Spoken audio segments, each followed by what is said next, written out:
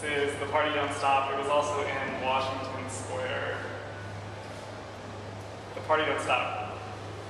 Having once been initiated, the party cannot, will not, will never, under any circumstances end. It will persist indefinitely. Neither famine, nor pestilence, nor flood, nor holocaust could ever halt the party. The party rocks, and continues to rock, regardless of your will or actions. You cannot leave, for the party has no boundaries and cannot be contained. The party is all, nothing is not the party. You, however, want the party to be over. Crushed plastic cups and foamy beer puddles layer your parents' living room carpet like snowfall. What color was it once, hours or days or months ago? Mauve? Periwinkle? Only vaguely can you recall a time antecedent to the party. How quiet it must have been. How impossibly solitary. You look around, and even in the bright, bare light of the shadeless lamp, you're unable to recognize a single one of the party's myriad attendees. You don't remember writing a guest list, let alone extending invitations. The party must have been a respite from your desolate post-adolescent existence, a return to the joyously raucous lifestyle of your youth, a homecoming, a reclaiming of mojo, a baptism by beer bong. Ever since you dropped out of school and moved back in with your parents, practically all you've done was lie on the mildewy beanbag chair in your basement bedroom and play Tetris on the old black and white TV. Your friends in town had all moved away or were too busy with work and classes. You only wanted things the way they were in high school, or maybe something more. You wanted the rite of passage previously denied you. You wanted to enter the adult realm of the privileged social status you'd accrued in high school by way of touchdown passes, finger-banged cheerleaders in cramped coat closets, and access to all the vodka handles you could ever need in your parents' unlocked liquor cabinet. And what better way to proclaim your re-entry into the upper echelon than by holding the best fucking party this town had ever seen? Now you're disoriented, the air thick with clouds of smoke and sweat mist, tethered to the massive partiers like balloons, the incessant thumps of the music pulsing in your eyelids. You think maybe you should sit down. You swim through bodies slick with sexual desperation, carried like flotsam in the drift of the dance, to find, instead of the couch, an arrangement of persons in varying states of consciousness in the shape of a couch. If you were to sit or even lean slightly on it, it would collapse like termite-infested wood. From out of a Shiva-esque throng of arms, someone hands you a plastic cup. You down the contents instinctively, licking the rim like a thirsty dog. You half expect your mind to instantly clear, a crystal sheen of understanding and comfort to sparkle before your eyes. Fear has never led you astray before. In times of confusion, it has always held the answer. But now you feel no less desperate. You grab someone's shoulders, you think they're someone's shoulders anyway, they seem disembodied, and pull at them as if trying to scrape the unwanted reality from your life. A smoky, feminine face hovers before you in the dim light. Who are you, you ask, but she just laughs and hands you a lit joint. You shove it back at her and turn away. On the end table, the cordless telephone's fluorescent buttons glow mournfully like a votive candle. You take the receiver in your hand and raise your dialing finger. But no, it's too loud in here. They'll never hear you over the din of shattering glass and throb of bass beats. Squirming through the crowd, sticky limbs swatting you from all sides, you retreat to the bathroom. The party is yours, or you once presumed it to be. You savor the satisfying weight of the house keys as your father dropped them into your palm. Kissed your mother goodbye with an innocent smile. You watch them back into the driveway, shut the door behind you, and eyeballing the empty house now under your reign, you yelled in the imitation of a fat, Hawaiian shirt-bedecked frat boy you'd once seen on a Saturday afternoon movie. Let's party! But the party was never your idea, it only chose you as its host.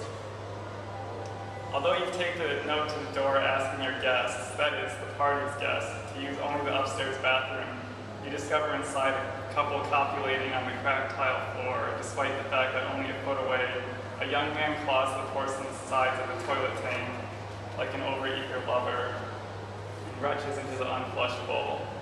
Neither the sick man nor the couple give any indication that you are intruding. You rest your arm against the sink and dial the police. Posing as an irate neighbor, you complain about the noise, give your address, add in the conspiratorial whisper that the party appears to have attracted a mob of Mexican gangbangers, and hang up. Overhearing, the vomiting guy wipes his lips and says, "Hey bro, Seth, what's the idea? Trying to kill the party?" You shrug and avoid eye contact like you've been caught stealing a pack of gum from the come-and-go convenience store you spent much of your time loitering in since moving home. He lurches back like he's been punched in the gut and passes out on the dirty tile floor. You exit the bathroom and claw your way through shivering bodies in the narrow hallway. The police have already arrived, what must be half the squad, a reassuring swarm of blue and silver. They sit in a circle, playing a game of spin the bottle with some of the partygoers. The sheriff crouches in the center, his gun's muzzle substituting for a bottle stem. Faintly, cascading over the stereo's booming bass lines, you hear the voice of your mother and father. There they are now on the other side of the room, their gray-haired scalps bobbing up and down like shark fins. You catch their disappointed eyes and then ebb in the partier's tide. They're yelling to you, but you can't quite make out the words. All that reaches you are snippets, ghost howls. Do something with your life. How could you? Responsibility. We trusted you. You need to tell them you're sorry, that you'll change, maybe even take that retail job and start paying rent, but the crowd carries you away. An aggressively groping hand, which seems to belong to no one and everyone at once, knocks you to the ground. It smells worse down here, like the bottom of a laundry bag. You crawl in the direction of the front door, anyway you think you do. Broken glass bites your palms, shoes jab your tender ribs. The house is so thick with bodies, bodies stacked upon bodies, that you're beyond claustrophobia and onto panic. It's like the last few moments of a bad round of Tetris. All available space clogged up without logic, nowhere comfortable on which you can position yourself, a hopeless urgency expanding in your chest as you toggle in every possible direction. What is a party? Get a group of people together, provide alcohol, food, various forms of amusement, and you've got what exactly? A sum greater than its parts. The party is a single organism, the partier is its multifarious cells. You too are of the party, no matter how you fight it. Without the party, you are nothing, and yet the party owes nothing to you. A spelunker of calves and thighs, you've been wandering the floor you don't know how long now. You've yet to reach the door in the course of your circuitous journey. Actually, you forgot you were looking for it altogether. You did, though, uncover the missing lampshade and a pile of pizza boxes, marinara sauce besmirching the dimpled white cloth. You clutch it tightly in the hoop of your arm, as if it were priceless bounty. In your delusional condition, possibly brought on by the miasma of pot smoke you encountered some turns back, you believe that replacing the shade over the yellow hot bulb in the living room will somehow signal the end. You push your elbows out, still clutching the lampshade, shoving renegade arms out of the way, and stand, your knees cracking as they unbend. It's a feeling like diving in reverse, surging up from the depths of the water and descending dryly onto the fluttering springboard.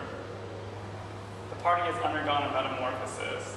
You don't even recognize the people you didn't recognize before. They must have gone, found some unseen exit from this purgatory. No, that's not it at all. They've only gotten older. The men have developed male pattern baldness and quavering beer bellies. They sport wedding bands and choke themselves with neckties.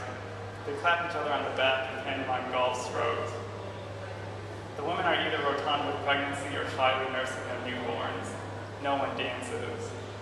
Gone are the plastic cups and the clouds of smoke, the sexual ache of the dance music, the urine stink of stale beer. The partiers pinch the stems of shimmering martini glasses as they mingle politely over the warm, instantly forgettable tones of smooth jazz. The adolescent primordial soup has cooled and evaporated. Only a few drops remain in the rings of moisture under the men's arms.